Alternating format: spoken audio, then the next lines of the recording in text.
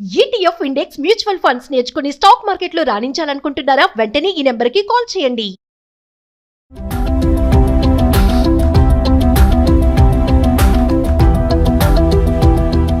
నమస్తే, welcome back to Suman TV. Present మనతో పాటు ఉన్నారు అనలిస్ట్ మందర్ కృష్ణారెడ్డి గారు. నమస్తే సార్. నమస్తే అమ్మా. సార్, డ్రైవింగ్ లైసెన్స్ మరి 55 ఇయర్స్ 55 ఏళ్ల వయసు దాటిన వారికి, లైసెన్స్ ఉన్న వాళ్ళకి ఒక గుడ్ న్యూస్ అంటున్నారు. కొత్తగా రూల్స్ మారాయని చెప్పేసి కేంద్రం చెప్పడం జరుగుతుంది. ఒకసారి వివరాలకు వెళ్తే. సహజంగా మనకి ఇప్పుడున్న పరిస్థితుల్లో లైసెన్స్ జారీ చేసే విధానం ఎట్లా ఉందంటే, ఫస్ట్ లెర్నింగ్ లైసెన్స్తో ప్రారంభమవుతుంది. ఎవరైనా లైసెన్స్ తీసుకోదలుచుకున్న వాళ్ళకి కొత్తగా వస్తున్నటువంటి మోపెడ్ లాంటి వాటికి లైసెన్స్ లేకపోయినా నడపగలిగే అవకాశాలు కల్పించారు. స్కూటర్ కానీ అంటే గేర్ సిస్టమ్ ఉండేటువంటి దాంట్లో మాత్రం తప్పనిసరిగా లైసెన్స్ కావాలనేది ఉంది. కారులో అయితే ఎలాంటి దానికైనా గేర్ లేని దానికైనా సరే ఖచ్చితంగా లైసెన్స్ కావాలనేది ఉంది. హెవీ వెహికల్స్ లైసెన్స్ ఉండాల్సిందే కంపల్సరీగా. మళ్ళీ మనం విదేశాలకు వెళ్తే విదేశాల్లో కూడా ప్రత్యేకంగా లైసెన్స్ మళ్ళీ తీసుకోవాల్సింది. అక్కడ అప్లై చేసి లైసెన్స్ తీసుకోవాలి. ఈ లైసెన్స్ తీసుకొని అక్కడ చేస్తామంటే కాదు. ఇక్కడ ఇంటర్నేషనల్ లైసెన్స్ మనం అప్లై చేసుకుని తీసుకున్నా కూడా అక్కడికి వెళ్ళాక మళ్ళీ ఒకసారి వాళ్ళకి ఆ లైసెన్స్ చూపించి ఆ దేశంలో అది వ్యాలిడా కాదా తెలుసుకొని దాని ప్రకారం వాళ్ళు ఇంకోటి ఇచ్చే అవకాశాలు ఉన్నాయి. ఆ రకంగా ఉండడం వల్ల ఏం జరుగుతుందంటే, లైసెన్స్ బాగా పర్ఫెక్ట్గా ఉన్నట్టయితే ఎక్కువగా యాక్సిడెంట్స్ జరగవు అనేటువంటి ఒక మెయిన్ ఉద్దేశం. యాక్సిడెంట్ జరిగినప్పుడు డ్రైవ్ చేసేవాడికే కాదు, ఎదురుగా ఉండేటువంటి ప్రజలకు ఇబ్బంది కలిగే అవకాశం ఉండొచ్చు, పాదచారులకు ఇబ్బంది కలిగే అవకాశాలు ఉండొచ్చు, లేకపోతే ఎదురుగా వచ్చేటువంటి వాహనాలకి ఇబ్బంది కలగవచ్చు, కొంతమంది మరణించే అవకాశాలు కూడా ఉన్నాయి. ఇలాంటి యాక్సిడెంట్ కోకొల్లుగా జరుగుతున్నాయి.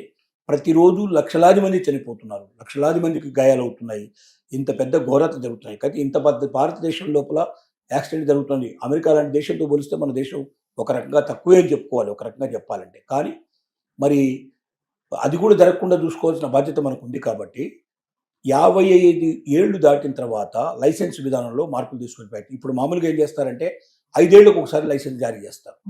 మామూలుగా మనకు ఇప్పుడు 55 లోపల ఉండేటువంటి వాళ్ళకైతే ఇప్పటిదాకా అయితే ఎవరికైనా సరే ఏం చేస్తున్నారు, 5 ఏళ్ళకి లైసెన్స్ జారీ చేశారు, మళ్ళీ 5 ఏళ్ళకి కావాలంటే వెంటనే అప్లై చేసేసుకుంటే వాళ్ళు ఒక సర్టిఫికేట్ ఇచ్చేస్తే సరిపోతుంది. లేదా కొన్నిసార్లు సర్టిఫికేట్ లేకుండా కూడా మరొక 5 ఏళ్ళకి కంటిన్యూ చేసిస్తారు.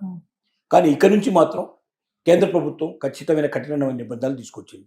ఏమిటా నిబంధనలు అంటే, ఏదైనా ఎవరైనా సరే 55 ఏళ్ల తర్వాత లైసెన్స్ కావాలనుకుంటే వాళ్ళు ముందు హెల్త్గా ఫిట్నెస్ ఉందా లేదా అనేటువంటి నిరూపించుకోవాల్సిన అవసరం ఉంది. రెండోది, మళ్ళీ వాళ్ళు టెస్ట్లో పాస్ కావాలి. డ్రైవింగ్ టెస్ట్ ఏదైతే ఉందో ఆ టెస్టు గవర్నమెంట్ జరిపే టెస్ట్ ఉంటాయి. ఫస్ట్ టైం మనం ఏదైతే ఒక డ్రైవింగ్ లైసెన్స్కి అప్లై చేసుకున్నప్పుడు, లెర్నింగ్ లైసెన్స్ డ్రైవింగ్కి వచ్చినప్పుడు టెస్ట్ పెడతారు. రైట్ అంటే ఏమిటి, లెఫ్ట్ అంటే ఏమిటి, గ్రీన్ అంటే ఏమిటి, ఇవన్నీ మొత్తం అన్ని అడుగుతారు. తర్వాత నడిపి చూపించమంటారు. పర్ఫెక్ట్గా ఏ రకమైన తడబాటు లేకుండా నడిపినటువంటి వాళ్ళకి సక్సెస్ అయిన వాళ్ళకే ఇస్తారు. దాంట్లో కూడా డబ్బులతో ఇచ్చేటువంటి వాళ్ళు ఇక్కడ రకరకాలుగా ఉన్నారు. ఈ దేశంలో ఎన్ని ఉండాలో అన్నీ ఉన్నాయి. ఒకవైపున మంచి ఎంత ఉందో చెడు కూడా అంతే ఉంది. దానివల్లే జరిగేటువంటి పరిస్థితులు జరుగుతూ ఉన్నాయి. రెండోది, ఫిట్నెస్ ఆఫ్ ది వెహికల్ కూడా చాలా ఇంపార్టెంట్. ముఖ్యంగా చిన్నపిల్లలు ప్రయాణం చేసేటువంటిది, స్కూల్ పిల్లల కోసం ప్రయత్నం చేసేటువంటి బళ్ళల్లో, స్టూడెంట్స్ ప్రయాణం చేసేటువంటి బళ్ళల్లో ఫిట్నెస్ చాలా జాగ్రత్తగా చూసుకోవాల్సి ఉంటుంది. ఏ వెహికల్ అయినా చూడాలి. లేకపోతే అది డ్రైవర్ మంచివాడైనా సరే వెహికల్ సరైనది కాకపోతే ఏదో విరిగిపోయి ఏదో జరిగిపోయి టప్పున పోయి ఏదైనా గుద్దుకునే అవకాశాలు కూడా ఉంటాయి. కానీ డబ్బులు తీసుకొని పనికిరాని వాహనాల్ని, చాలా పురాతనమైన వాహనాల్ని కూడా పాస్ చేసేసి బయటికి పంపిస్తూ రోజు రోజుకి జరిగేటువంటి అనేక రకాల యాక్సిడెంట్లకు బాధ్యత కలిగే పరిస్థితులు ఏర్పడుతుంది. ఇప్పుడు 55 ఏళ్ల తర్వాత ఉండే వాళ్ళకి గవర్నమెంట్ పెట్టినటువంటి నిబంధన ఏమిటంటే, ఫస్ట్ ఆఫ్ ఆల్ మీరు ఫిట్నెస్ సర్టిఫికేట్ కావాలి. అంటే మీరు డ్రైవ్ చేయడానికి ఫిట్గా ఉన్నారా లేదనేది క్వాలిఫైడ్ డాక్టర్ దగ్గర నుంచి, వీలైతే గవర్నమెంట్ డాక్టర్ దగ్గర నుంచి మీరు ఒక సర్టిఫికేట్ తీసుకురండి. రెండోది ఏంటంటే, దాంతో పాటుగా టెస్ట్ మళ్ళీ పెడతారు. మీకు ఫస్ట్ టైం మీకు టెస్ట్ ఎట్లా పెట్టారో మళ్ళీ 55 ఏళ్ళ తర్వాత కూడా మీకు టెస్ట్ పెడతారు. ఆ టెస్ట్లో మీరు పాస్ కావాలి. రెండోది, కంటి చూపు సరిగ్గా ఉందా లేదా, చాలా ఇంపార్టెంట్. కొన్ని కేంద్రాల్లో కంటి చూపుకు సంబంధించినటువంటి టెస్టులు కూడా అక్కడే జరిపేటువంటి అవకాశాలు కూడా కనిపిస్తాయి. లేదా బయట వాళ్ళు సరి అయినటువంటి డాక్టర్ దగ్గర నుంచి కంటి చూపుకు సంబంధించినటువంటి సర్టిఫికేట్ కూడా తెచ్చుకోవాల్సిన అవసరం ఉంది. ఎందుకంటే కంటి చూపు సరిగ్గా లేకపోతే డ్రైవింగ్ చేయడం చాలా కష్టం. ఎందుకంటే ఎంత మంచి డ్రైవర్ అయినా సరే ఎదురుగా ఏమొస్తుందో కనిపించకపోతే ఏం చేయగలుగుతాడు? 55 తర్వాత ఎక్కువ మందికి కంటి చూపు ప్రాబ్లం వచ్చే అవకాశాలు ఉన్నాయి.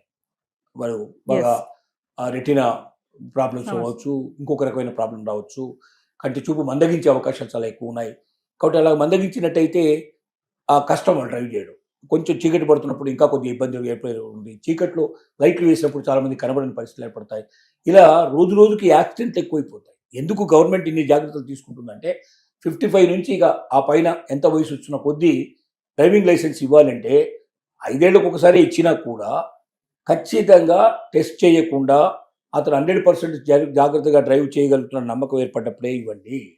ఫిట్నెస్ సర్టిఫికేట్ ఉంటేనే ఇవ్వండి. కంటి చూపు సరిగ్గా ఉంది అనేటువంటి నిర్ణయాత్మకమైనటువంటి చక్కటి సర్టిఫికేట్ అతనికి ఉంటేనే ఇవ్వండి. అంటే సార్ ఇక్కడ లైసెన్స్ రెన్యువల్ చేసుకోవాలంటారా మళ్ళీ? రెన్యువలే కదా ప్రతిసారి. మీరు మామూలు వాళ్ళు కూడా ఎవరైనా వయసులో ఉండేవాడు కూడా ఒకసారి మనకు లెర్నింగ్ లైసెన్స్ ఇచ్చినప్పుడు 5 ఏళ్లకే ఇస్తారు. ఓకే, 5 ఇయర్స్కే. ఇదే ఇండియాలో మొత్తం కూడా ఉన్న సిస్టమ్ అదే. 5 ఏళ్ళకి ఇస్తారు. 5 ఏళ్ళు కాగానే మనం ఒకసారి దాన్ని రెన్యువల్ చేసుకోవాలి. చాలామంది అసలు ఈ రెన్యువల్ సంగతి తెలియకుండా లైసెన్స్ ఉందని జేబులో పెట్టుకొని తిరుగుతూ ఉంటారు. ఎవరైనా పట్టుకున్నప్పుడు చూసినప్పుడు దీని రెన్యువల్ టైం అయిపోయింది, మళ్ళీ మీరు రెన్యువల్ చేసుకోకపోతే లేదు, లేకపోతే మీరు నడపడానికి వీల్లేదు అని భారీగా ఫైన్ వేసే అవకాశాలు ఉన్నాయి. శిక్షలు పెనాల్టీలు కూడా ఉండే అవకాశాలు ఉంటాయి. అలాంటి వాళ్ళు ఏదైనా యాక్సిడెంట్ చేస్తే చాలా ఇంకా ఎక్కువ ఉంటాయి. వాళ్ళు న్యాయంగా నిజాయితీగా మంచి వెహికల్ పర్ఫెక్ట్గా నడిపినా కూడా డ్రైవింగ్ లైసెన్స్ ఇన్వాలిడ్ లైసెన్స్ నడిపినట్టయితే వాళ్ళకి శిక్షలు పెనాల్టీలు డెఫినెట్గా పడే అవకాశాలు ఉంటాయి. కాబట్టి మామూలు వాళ్ళు ఏమో ఏమి మళ్ళీ తిరిగి డ్రైవింగ్ టెస్ట్ ఏమి అవసరం లేకుండానే, వేరే ఫిట్నెస్ వాళ్ళకి సర్టిఫికేట్లు అవసరం లేకుండానే మామూలుగానే వాళ్ళని ఏం చేస్తారంటే లైసెన్స్కి అప్లై చేసుకోగానే దానికి సంబంధించిన పేపర్స్ ఉంటాయి. సెల్ఫ్ డిక్లరేషన్, నేను పర్ఫెక్ట్గా ఉన్నాను, నేను రన్ చేయగలను, నేను నడపగలను నమ్మకం ఉందని చెప్పి రాసి సంతకం పెట్టేసి ఇచ్చేస్తే వెంటనే డ్రైవింగ్ లైసెన్స్ ఇచ్చేస్తాం. దానికి ఏమి ఇబ్బంది లేదు. కానీ 55 దాటిన వాళ్ళకి మాత్రం ఇవన్నీ పెట్టారు. ఖచ్చితంగా ఈ నిబంధనలు ఉంటాయని. ఇంకోటి ఏం చేశారంటే ప్రతి ఒక్కరు కూడా డ్రైవింగ్ లైసెన్స్ ఉండే ఏ వ్యక్తి భారతదేశంలో ఉన్నా కూడా మీ ఫోన్ నెంబర్ మారినా, మీ ఆధార్ కార్డులో అడ్రస్ మార్పులైనా, ఇలాంటి మార్పుల్ని మీరు వెంటనే ఆధార్ కార్డులోకి వెళ్ళి ఆధార్ కార్డులో మీ అడ్రస్ చేంజ్ అయితే అడ్రస్ చేంజ్ చేసుకోండి. అలాగే మీ ఇంటి నెంబర్ చేంజ్ అయితే చేంజ్ చేసుకోండి. ఇది ఖచ్చితంగా అవసరం. ఎందుకంటే ఒక దగ్గర ఎక్కడైనా యాక్సిడెంట్ జరిగినట్టయితే వెంటనే ఇన్ఫర్మేషన్ ఇవ్వాల్సిన అవసరం ఉంటుంది. ఇన్ఫర్మేషన్ ఇవ్వాలంటే వాళ్ళ ఫోన్ నెంబర్ పర్ఫెక్ట్గా ఉండాలి, అలాగే వాళ్ళ అడ్రస్ పర్ఫెక్ట్గా ఉండాలి. పోయి అక్కడ వెతుక్కొని తీసుకురావాలి కదా. రెండోది ఎవడన్నా యాక్సిడెంట్ చేసి పారిపోతాడు, అలాంటి వాడి నెంబర్ దొరుకుతుంది అక్కడ. పట్టుకోవాలంటే ఆ అడ్రస్లో వాడు ఉండకపోతే పట్టుకోవడానికి అవకాశం ఉండదు. కాబట్టి వాళ్ళని ఎప్పుడైనా సరే చెక్ చేసినప్పుడు వాళ్ళ లైసెన్స్ లోపల అడ్రస్ మారిపోయినా, ఆధార్ కార్డులో ఉన్న అడ్రస్ దాంట్లో లేకపోయినా, లేక ఆధార్ కార్డులో కూడా అడ్రస్ ఏమైనా చేంజ్ చేసుకోకపోయినా, అలాగే ఫోన్ నెంబరు ఒకవేళ మారిపోయినా, ఆధార్ కార్డులో ఉన్న ఫోన్ నెంబర్ వాళ్ళ దగ్గర లేకపోయినా వాళ్ళు పట్టుకుంటారు. పట్టుకుని దానికి కూడా శిక్షలు పెనాల్టీలు వేసి అది చేంజ్ చేసేదాకా వాళ్ళ లైసెన్స్ టెంపరీగా సస్పెండ్ చేసే అవకాశాలు ఉన్నాయి. అంటే 55 ఇయర్స్ వాళ్ళకే కాకుండా ఎవరికైనా వర్తించేట్టుగా ఈ కొత్త రూల్ కూడా తీసుకొచ్చారు. కాబట్టి కేంద్ర ప్రభుత్వం ప్రకటించిన ఈ రూల్స్ ప్రకారంగా ప్రతి ఒక్కరూ జాగ్రత్త పడితే యాక్సిడెంట్లు తగ్గే అవకాశాలు చాలా తగ్గిపోయే అవకాశాలు ఉన్నాయి. Thank you.